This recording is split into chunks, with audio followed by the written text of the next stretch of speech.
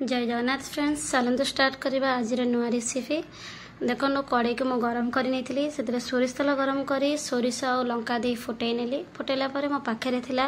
भेंडी आलू भेंडी आलू को पूरा सरू सरू कर काटी नहीं देखो ये मुझे भाजी नौची भाजिला मो पाखे थिला उषुना भात पखाल भात थिला सेटा को मु न फोपाड़ी बड़ी जाइथिया भात रे गोटे रिसीव करी बोली भाविली फ्राई राइस जोटा कि भात को मुझे चिपुड़ी नहीं आसी टमाटर आ कंचा लंका काटिकी मझुर फाड़ करके पकई नहीं लुण पूर्व पकई देथिली बर्तमान मु गरम मसला और चिकन मसला ऐड करी नउची लंका गुंड हल्दी गुंड पकेकी बर्तमान मु मिक्स करी नेली देखो आपण भी जदि घरे कौन भात बड़ी जाउची न फोपाड़ी कि सेतरे गोटा किछि रिसीव करिया पई चेष्टा करंतु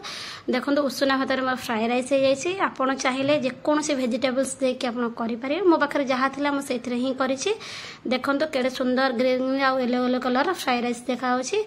और पाखे मैंगो भी थिला ताको भी सजई नहीं देखो केते सुंदर है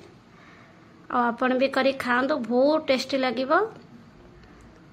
केते सुंदर है आपन देखो आ देखो मैंगो काटिकी जो रखी मैंगो भी देखा को बहुत सुंदर लगुच सजेले जमी सुंदर खाइया को बहुत टेस्टी है एमती किसी नुआ रेसिपी करके आपण खांतु वर्षा पाग बहुत भल लगिबो